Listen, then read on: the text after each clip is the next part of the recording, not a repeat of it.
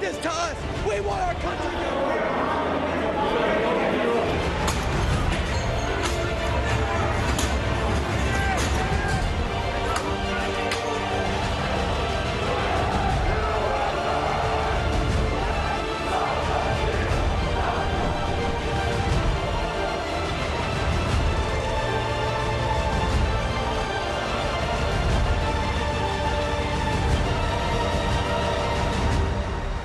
I know how you feel. The world's watching.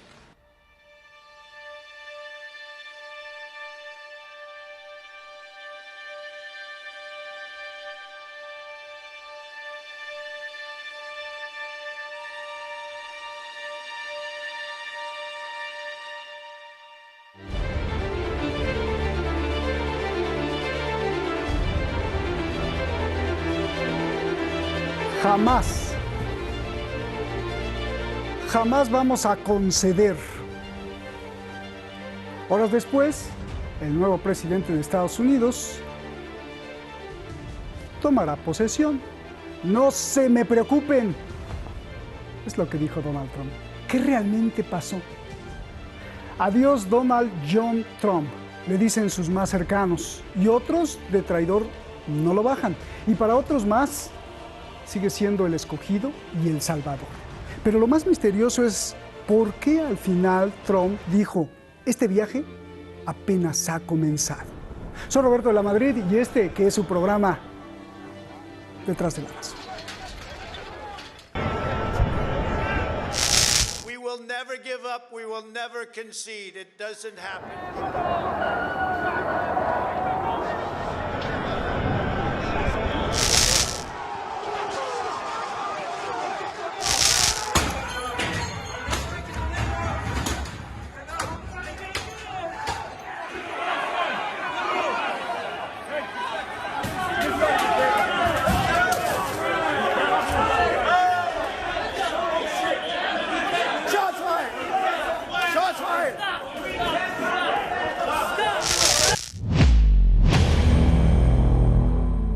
Los medios estadounidenses aseguran que la calma volvió al Capitolio y a todo el país. Y ahora todo está en orden después de los incidentes sin precedentes en la historia de los Estados Unidos que dejaron al menos 5 muertos y decenas de heridos. Biden fue certificado y Trump tuvo que echarse para atrás. To those who engaged in the acts of violence and destruction, you do not represent our country. And to those who broke the law, you will pay. And to all of my wonderful supporters, I know you are disappointed, but I also want you to know that our incredible journey is only just beginning. Pero las cosas no acaban ahí. Efectivamente, parecen empezar. Primero, hay una desbandada de funcionarios del equipo de Trump. Monica, Elaine Chao has just announced that she has resigned the transportation secretary. She's tweeted her statement. I just want to read the first little part of it. Yesterday, our country experienced a traumatic and entirely avoidable event as supporters of the president stormed the Capitol building following a rally. Y también Betsy DeVos, la secretaria de Educación. Uno a uno abandonan a Trump. Pero aún más, que el vicepresidente Mike Pence aplique la enmienda 25 y destituya a Trump. Y si no, haremos un impeachment express, pide la presidenta de la Cámara Baja, Nancy Pelosi, y más de 200 legisladores y senadores. For this seditious act, the president has committed an unspeakable assault on our nation and our people. I join the Senate Democratic leader in calling on the vice president to remove this president by immediately invoking the 25th Amendment. Aunque en el pueblo hay quien defiende a Trump y a los manifestantes que penetraron el Congreso. They were peaceful, they are God-fearing people who love our country, and they came here to make a statement. Pero para otros, Trump ha sido lo peor. For so long, we have always been preaching to other countries to uphold the rule of law, to allow governments to transfer power after an election, to make sure that the military doesn't step in and overthrow governments because they didn't like the election. China is laughing at us and saying we're not the model of democracy and of civility and of stability that we have always been lecturing the rest of the world. Fuera de Estados Unidos, casi nadie cree en la historia contada sobre la democracia estadounidense. در آمریکا شاهد اون بودیم واقعا اولا نشون داد دموکراسی غربی چقدر فشله و چقدر سسته و بنیانش یه بنیان قویی نیست. Demokrasinin beşiği diye ifade edilen Amerika'daki bu süreç gerçekten tüm insanlığı şok etmiştir, şaşırtmıştır. Bizleri de aynı şekilde şaşırtmıştır. Muchísimas gracias, Ahmad Al-Rafi, el investigador de esta noche. Keyvan Mohseni es el investigador en jefe. Y Ali Maleki, el coordinador internacional. Vamos directamente, gracias a usted, principalmente a usted. Muchas gracias a todo el equipo detrás de La Razón, pero usted es el principal protagonista. Si no hay finanzas, los políticos ni los militares pueden hacer mucho. Si se sigue el rastro económico, se descubre el hilo de la guerra y la traición. Y esto es lo que hace él. La traición no, sino descubrirla. Maestría en la Universidad de La Haya, Francisco Javier Martínez, bienvenido, gracias por estar aquí. Polémico y jamás dice lo que la gente quiere escuchar, dice lo que piensa porque lo investiga. Por eso está aquí, para que le aprendamos mucho. Siempre con su denuncia nos hace reflexionar Jorge Luis Santa Cruz. Gracias y bienvenido. Jorge, horas antes, Donald Trump dijo: jamás nos venceremos, la victoria es mía. Hoy Estados Unidos amanece con un presidente que reconoce al nuevo presidente. ¿Por qué cambió Donald Trump? ¿Fracasó en su intento? ¿No pudo? ¿No lo dejaron? ¿Está loco? ¿Es un dictador? ¿No está apto psicológicamente para el cargo? ¿Por qué cambió, por favor? Te lo agradezco mucho, Roberto, es un privilegio. Gracias. Saludos a Francisco Javier, a todo el equipo y a la audiencia en especial. El presidente Donald Trump tiene ese cargo, presidente, todavía, pero en realidad es un prisionero de la Casa Blanca, es un prisionero del Estado profundo de los Estados Unidos. Lo que sucedió es simple y llanamente que Trump tuvo que doblegarse ante ese poder entre secreto, discreto y también que gusta del protagonismo porque no le quedó de otra. La democracia en los Estados Unidos solo lo es de nombre. Y para argumentarlo diré simple y llanamente que en la, se supone, mayor democracia del mundo, los votos directos de los ciudadanos no cuentan. Son filtrados por los colegios electorales. Y los colegios electorales, en combinación con los megamedios, con los grandes medios de comunicación y con los grupos de presión, con los lobbies que financian a los políticos y los colocan en los puestos de poder, finalmente determinan quiénes sí y quiénes no. Concluyo, a juicio de un servidor, lo reitero, Trump no es propiamente un presidente ya, es un prisionero del sistema al que se le insubordinó por soberbia, podría ser, por motivos políticos también, pero el establishment, el Estado profundo, pudo más que él y se ve que es el Estado profundo el que quita y pone presidente. Venga, a ver, Francisco, ¿a qué se debe el giro de 180 grados? ¿Le dio miedo la cárcel a Trump? ¿Qué pasó? Buenas tardes, audiencia. Buenas tardes, Roberto. Buenas tardes, compañero del otro lado también. Le dio miedo y está intentando autoindultarse, cosa curiosa. Bueno, si nos fijamos en el personaje, Trump como American Dream o como Nightmare, como pesadilla o sueño, ¿quién es exactamente Donald Trump?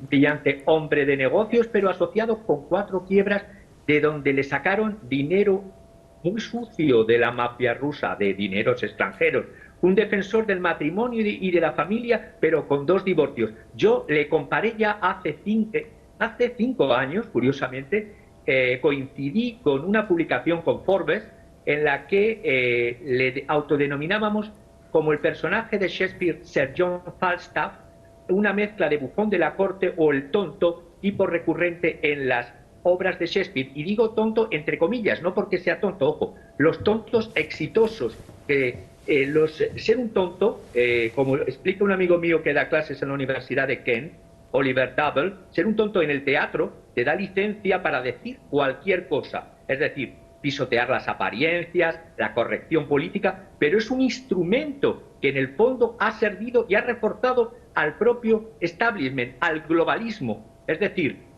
esta especie de potencial aparentemente subversivo que era Trump es una válvula, como todos los populismos de derechas y de izquierdas, son válvulas del sistema para desviar realmente la rebelión real que necesitaría la ciudadanía para conquistar derechos plenos frente a abusos crecientes y permanentes de estas élites. Y digo que es un Sir John Falstaff, el bufón de la corte o el tonto, que termina haciendo justamente eso, es débil y es resuelto, es engañoso sin malicia y mentiroso sin engaño. Es un caballero sin dignidad, decencia y honor, mentiroso, fanfarrón, cobarde y glotón, vanidoso y hasta fantasioso, pero en el fondo ahora con mucho miedo a lo que tú me has preguntado y negociando como sea posible, intentando autoindultar.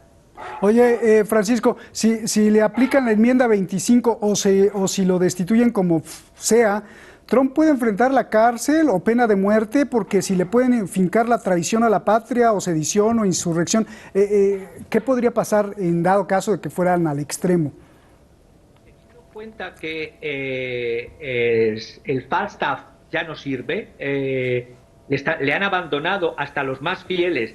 En el caso de que se utilizase el párrafo 4 de la enmienda 25, que dice claramente que si el presidente no está en capacidad para poder hacer frente, es que claro, cuando estamos viendo que horas antes del asalto a la sede de la soberanía nacional, lo que hizo fue alentar a los seguidores a una marcha hacia el Capitolio y luego tardó, bueno, también un sospechoso escaso cordón policial, si lo comparamos con el cordón policial que hubo en el asesinato de las protestas antifa, del asesinato de Floyd.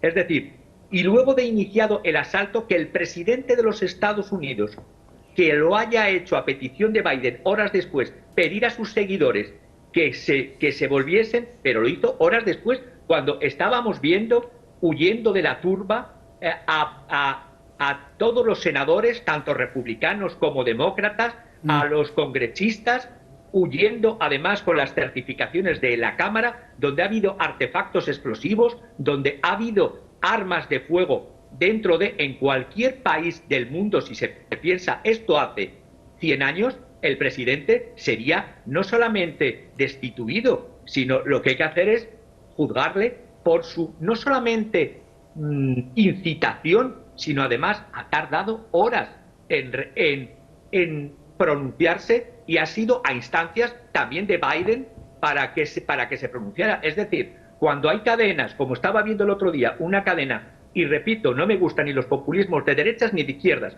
pero cuando una cadena española el otro día muy de derechas defendía diciendo si Trump lo que ha hecho es pedir que se respete la ley, pero a ver, tiempos, por favor. Primero incitas a que se vaya al Congreso y al Senado, es decir, al Capitolio. Y después, horas después de cuando estás viendo a la turba enardecida destruyendo, armada, con artefactos explosivos que hubo que desactivar y donde ha habido enfrentamientos y muertes, horas después reaccionas, no estás capacitado. Bueno, yo nunca creí que estuviera capacitado, siempre he creído que los populistas, en el fondo, son, tanto si es populista de izquierda, es la desactivación de la protesta por el propio sistema, y si son populistas de derechas, es pues la contradicción, es decir, un ser que aboga por el matrimonio y tiene dos y yo creo que hasta un tercer y próximo divorcio. Es decir, un brillante hombre de negocios que defiende America Great Again, pero que acepta dinero sucio de la mafia. No, ya no iba a juzgar a su padre, sino él con el Bayrock y los Trump y la Trump Tower, todo ese dinero del 2002 al 2008 por sus quiebras en Atlantic City. Es decir, veamos a las personas, juzguemos a las personas por sus hechos. Y cuando me hablan, no, es que es una persona que hace un nuevo tipo de política que engancha con el pueblo. A ver, crear mitomanía, utilizar, como otro comentarista hace días decía, no es que está utilizando, esto es Sorel en el Congreso. Me eché las manos a la cabeza. Es decir, meter a George Sorel como la manifestación que rodea y que invade y que destruye las formaciones básicas de convivencia, como es el Capitolio, si eso es que en la cabeza de Trump y los trumpistas estaba George Sorel, es como decir que ahora mismo se me aparezca a mí una imagen. Bien, déjame ir con Jorge. Sí, y también, bueno, habría ahí los pro-trumpistas que dirían que qué curioso que Estados Unidos tiene sistemas muy complejos para invadir países, pero no tuvo un sistema para defender el Capitolio. Eso también es muy raro. Y los pro-Biden, yo te pregunto, Jorge, te dirían los pro-Biden, bueno, ¿y dónde están las pruebas del fraude, no? ¿Dónde están las pruebas de eso que estás diciendo, Jorge, de que se filtran y entonces lo doblegaron los del establishment? Si me contestas eso, y también si me dices, ¿qué vamos a ver en los próximos 10 días? ¿Estamos seguros de que Trump no tiene otra sorpresa? Bien. Pruebas documentales sobre el fraude, su servidor no las tiene. Lo que sí tiene es el testimonio propio, ya cada quien dirá si es un testimonio válido o no, de alguien que como periodista dio seguimiento a los comicios del 3 de noviembre y vio que de pronto las tendencias que eran favorables a Trump suspendieron y después de manera mágica cambiaron a favor de Biden. De hecho, en emisoras como la CNN se hablaba en el momento en que Trump iba hacia arriba de que se había desplomado el muro azul en el... Pues algo sucedió. Por lo demás, quisiera decir algo que quizás suene disruptivo, pero tampoco hay prueba de que los que ocasionaron los disturbios en el Capitolio hayan pertenecido a las huestes de Trump. Es factible, se debe analizar, se debe investigar por oficio, incluso como periodista, si los que causaron los desmanes eran gente de Trump o no. Su servidor ha visto videos que le enviaron desde allá, donde gente que apoyaba a Trump afuera del Capitolio pidió a policías que levantaran una bandera de los Estados Unidos. Y cuando los policías la levantaron, esta gente aplaudió. Por el otro lado, quienes causaron los disturbios en el Capitolio tienen toda la metodología que han utilizado los Antifa en los últimos meses del gobierno de Trump. Es cierto, Trump incitó a que la gente marchara al Capitolio, pero también hay que tomar en cuenta que Twitter, por ejemplo, silenció a Trump y entonces las llamadas al orden que pudiera haber hecho Trump se quedaron sin canal de comunicación. Y nótese también que Facebook bloqueó a Trump y de hecho lo tiene ya bloqueado. Las cadenas, los poderes mediáticos tienen más, valga la expresión, más poder que el presidente. ¿Y a quién representa Trump? Y con esto termino porque veo que el tiempo agobia. Trump es todo lo que dijo Francisco Javier. Estoy totalmente de acuerdo con él y le el responsable del bloqueo económico inhumano contra Irán, muy probablemente el responsable del asesinato del teniente general Qasem Soleimani, un fiel servidor de Israel. A eso le agregaría lo que dijo Francisco Javier. ¿Pero por qué llegó Trump? Porque se dio cuenta que en Estados Unidos hay un sector que ya no puede más con el globalismo, que es el sector de la pequeña y la mediana empresa. Y Trump ofreció trabajar por la economía interna, por el mercado interno y por la seguridad nacional en tiempos en que China, un día sí y el otro también, habla de ganar guerra. Entonces Trump encontró un nicho. Lo que sucedió en el Capitolio no nada más es desacreditar a Trump, y con esto concluyo, Roberto, de lo que se trata es de desbarrancar el proyecto que representó Trump a favor de la micro y pequeña empresa. Algo así como lo que sucedió en México en el 68, cuando con una matanza de estudiantes descarrilaron el modelo que se llamó del desarrollo estabilizado. Roberto. Gracias por explicarnos dos modelos que ninguno es malo ni bueno, sino peor, pero que cada quien tiene sus huestes, la mediana y la pequeña industria, como dices, contra las corporaciones mundiales, ¿no? A ver, Francisco, ¿tú querías decir algo antes de que te pregunte? Sí, quería decir que de las turbas canallescas, y así las defino, tanto las de Antifa como las que asaltaron el Capitolio. Las que asaltaron el Capitolio sería, claro, uno de los personajes que iba vestido de pseudo Village People, haciendo en su ignorancia, mezclando lo vikingo tatuado el martillo de Thor con cuernos. Los vikingos no llevaban cuernos, salvo que les pusieran cuernos, entre comillas, sus señoras.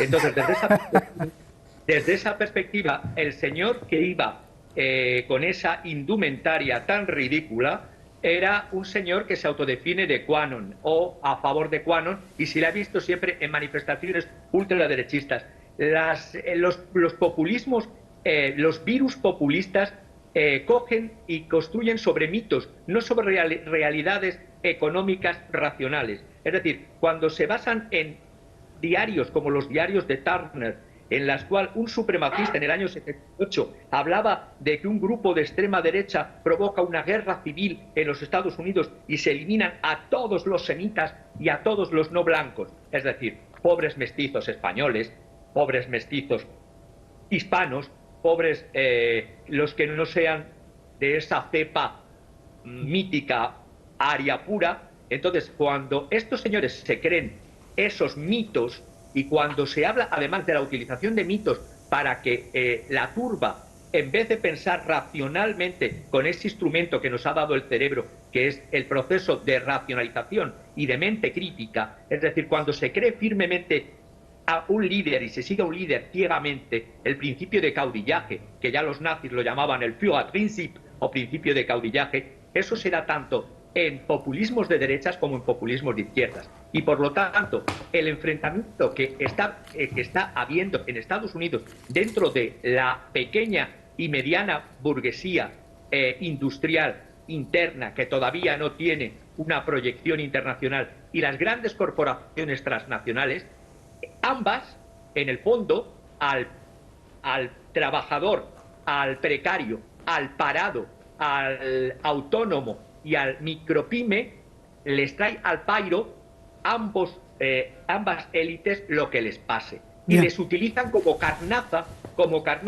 para que haya 4 o 5 muertos aquí, otros muertos en otros países. Es decir, la construcción de relatos por parte de las élites y sobre todo de estos líderes cada vez peores. Porque lo que estamos viendo es que esto está fortaleciendo a líderes todavía más autocráticos. Hay un proceso de Schadenfreude que en alemán, traducido al español, es de alegrarse del mal ajeno. Esto lo está haciendo Moscú, lo está haciendo Pekín y lo está haciendo Teherán, en cierta manera, como reacción a todo el mal provocado anteriormente por las administraciones americanas. Gracias a los dos, Francisco. Te mando un abrazote, Jorge, un abrazo grande, grandote. Gracias a los dos. Se acabó, sí, se acabó la semana. Y los Reyes Magos están, bueno, esta vez sí nos trajeron un regalazo, ¿no? Sobre todo el de los cuernos, ese que decía Francisco, y a Batman también. 6 de enero, ataque al Capitolio.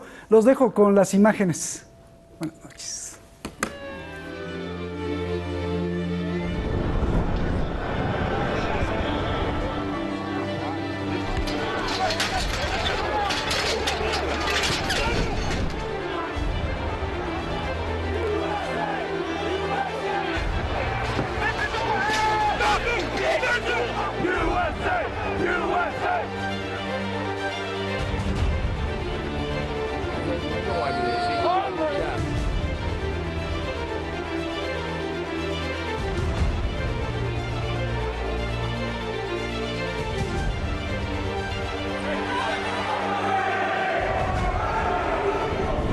You guys did this to us. We want our country to